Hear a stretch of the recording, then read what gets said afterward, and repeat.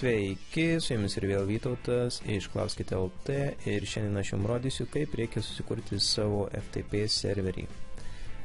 Taigi, įmanoma susikurti savo FTP serverį ant namų kompiuterio, prie kurio bus galima prisijungti internetu ir įdėti šiek tiek failų. Taigi, jeigu norite, kad, tarkime, draugas prisijungtų prie jūsų FTP ir jums atsiųstų 5 GB failą, nenaudojant jokių Dropbox ir panašiai internetinių programų ar saugyklų, galite susikurti FTP serverį.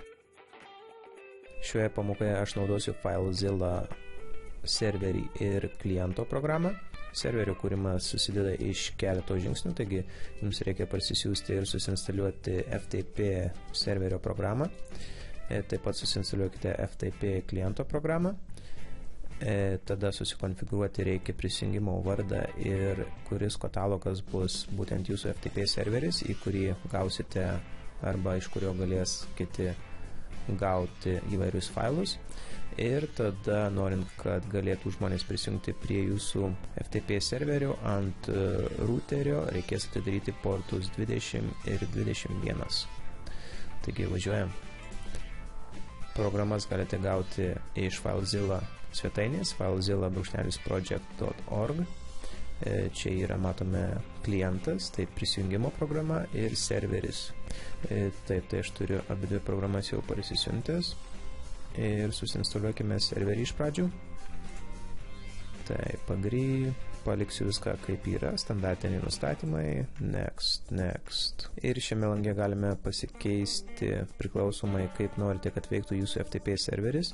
Pagrindinis nustatymas yra, kad būtų suinstaliuota ši programa kaip servisas ir jinai pasileis automatiškai pasileidus Windows. Tada, kad būtų suinstaliuota kaip servisas, bet pačiam reiktų jį paleisti ir tada, kad neinstaliuoti serviso. Šio mes nenorime, kol kas palieku taip, kaip yra. Tai spaudžiame next. Šiame lange irgi paliekame viskas kaip yra ir install. Spaudžiame close ir OK.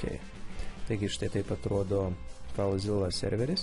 Ir ką mums čia reikia padaryti, tai sukurti vartotojo accountą, kurį duosime, tarkime, draugui, ir jis galės prisijungti prie jūsų FTP serverio ir nurodyti jūsų FTP serverio katalogą.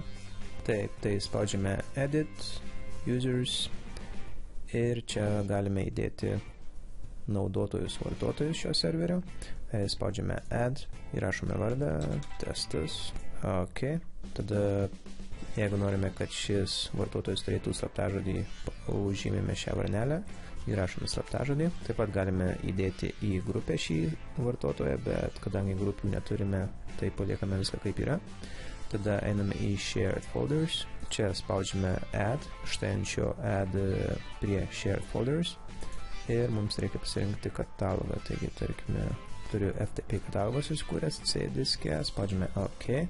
Ir tada mums reikia pakeisti, ką norime, kad šitas vartotojas galėtų daryti šiam katalogui. Taigi gali skaityti, užžymėme rašyti ir taip pat gali ištrinti ir keisti failus. Taip pat galime šį katalogą padaryti kaip homedirą, kaip pagrindinį katalogą.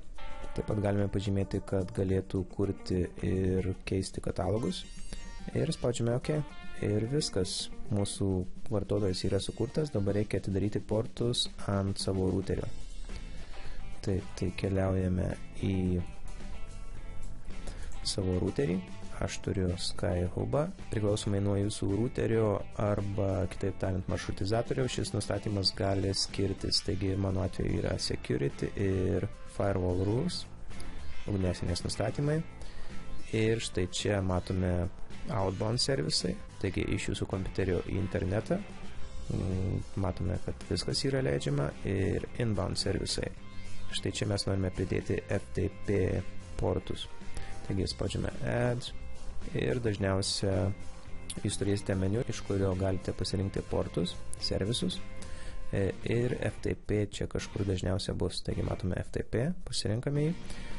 Action visada leisti.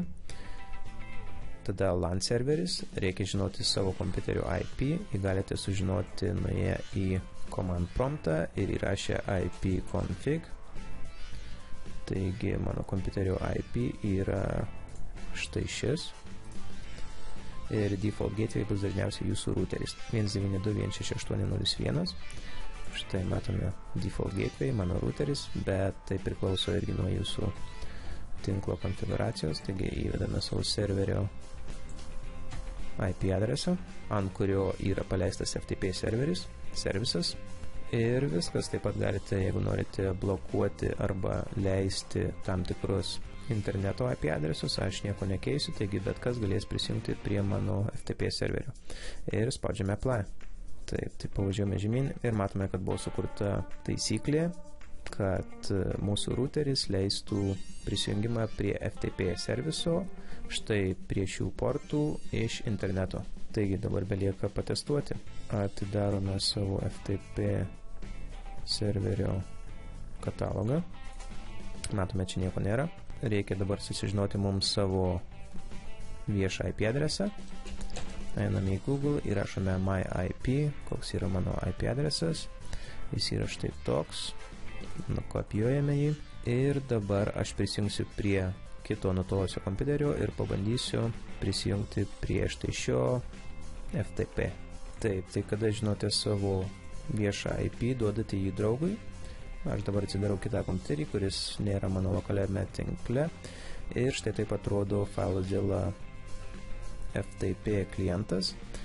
Ir norint prisijungti, belieka čia host langelį įrašyti savo viešą IP adresą, tada vartotojo vardą, kurį sukūrėte, ir tada slaptažodį. Port langelį galite palikti tuščiai, jisai bus įvestas automatiškai ir tada spaudžiame Quick Connect. Ir matome, kad prisijungimas įvyko sėkmingas.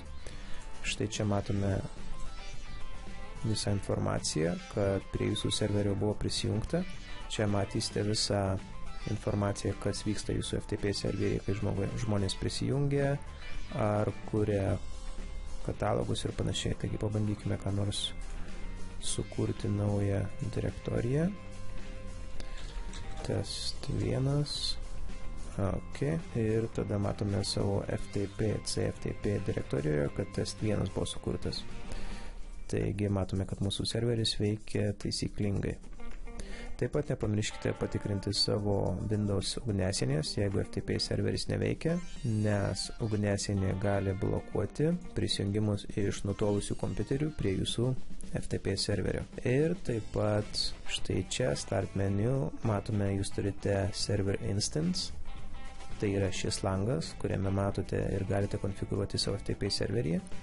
Start ir Stop FileZilla serverį. Šių nuorodų pagalba galite paleisti arba sustabdyti FTP servisą. Taigi tiek šiai pamokėliai apie FTP. Šiame lange matau, kad trūksta Windows ugniasienės konfiguracijos ir tai turėtų būti viskas. Jeigu turite klausimų, palikite juos komentaruose. Su jumis buvo Vytautas. Iki.